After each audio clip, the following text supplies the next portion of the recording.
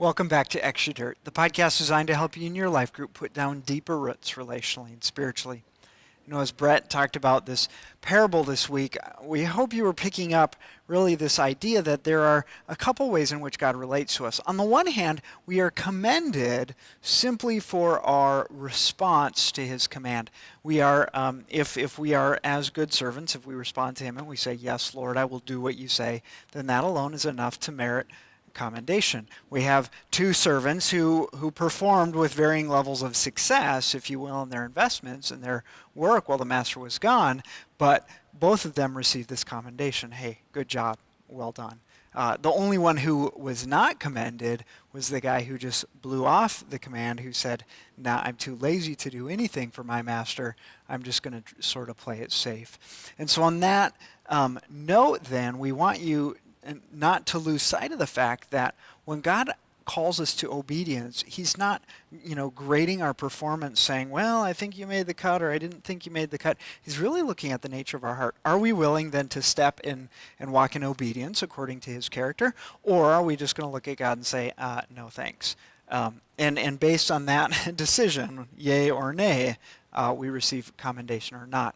The other thing that Brett looked at, though, was the fact that these two faithful servants received differing rewards. The one got put in charge of a whole lot more, and the other one got put in charge of a whole lot less. Both of them, again, were blessed with greater responsibility. They were invited into greater positions of authority and responsibility in the kingdom, but the one got much more than the other. And as you talk about this, I want to caution you, we in America have sort of built our country on this idea that all men are created equal, which is indeed true. In God's eyes, we all have equal value. However, that does not mean that all responsibilities and all situations and all opportunities are going to be, or should be even, equal. In fact, in God's hierarchy, in the Trinity, we have a functional subordination where Christ is equal to God the Father in value, and yet he subordinates himself to the authority of the Father. He submits to him. And God ordains those same sort of structures in marriage between husband and wife, in the church between leaders and lay, if you will, and everybody is looking out for everybody else, but there are different positions, there are different places of authority and submission. And if we get caught in this mentality that everybody ought to be like completely equal, cookie cutter copies of each other, we miss out on a lot of the great beauty and diversity which God has created us to be. And so I would caution you then, as you look at this idea of fairness. Was it fair for the master to give to the guy who already had a ton, to give him even more? Yes, it was fair.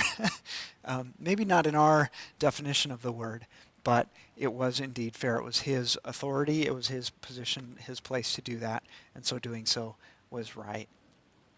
We have to be very careful. Absolute equality is not necessitated by this idea of fairness. In other words, God can be just and good and right and not treat everybody identically in the grand scheme of things. He treats us all according to justice, but that doesn't mean that he gives to each one exactly identically the same. And that doesn't make God unfair. It just makes him the boss, who is able to do what he wants with his creations.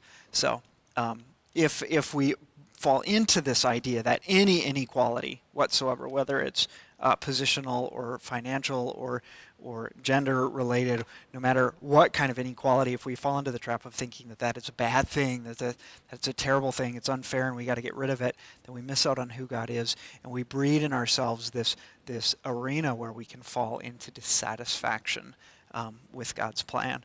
And so our encouragement to you is to recognize that God has different places and different callings and different levels of responsibility, and he's given people different levels of ability even, and it should be our goal to recognize what that is and to walk according to it, to say, "God, whatever you give me, I will be grateful for that, and I will act in a godly manner, in a responsible manner with what you have entrusted me with." So that's our encouragement to you this week as you look at Scripture.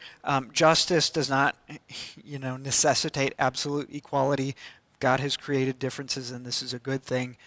It is according to his plan, so we shouldn't be working our tails off to get rid of every last bit of inequality, except in places where perhaps we do see injustice being played out. So in terms of your group, we're coming to the end of the year. Actually, this is our fourth from our last Extra Dirt. And as I've mentioned, we're going to be discontinuing this podcast at the end of this spring.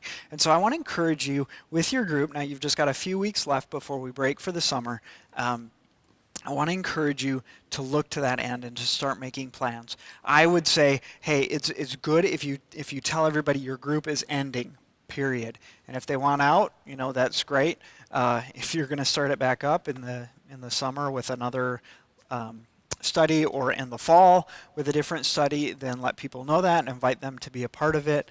But just cut it off and say, if you want to come back, here's the details. Here's when we're planning on getting together.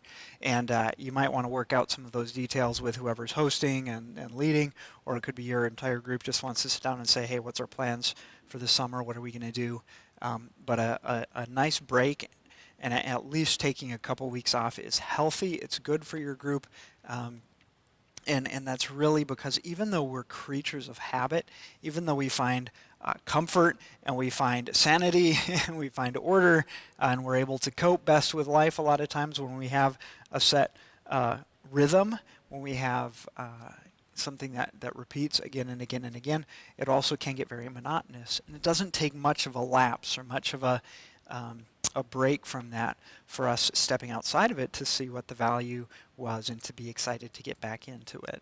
So it's good for your group to take these sort of periodic breaks. I would encourage you to do one at the end of the spring. Whether or not you start in the summer or the fall is up to you. But again, we're going to stop this podcast, so make sure you have plans in place for whatever you're going to study, or even if your plan is on the first week of this summer, we're going to get together and decide what we're going to study. That's a plan too. Just be prepared for what is coming. Our last podcast will be in 3 weeks from Sunday, actually.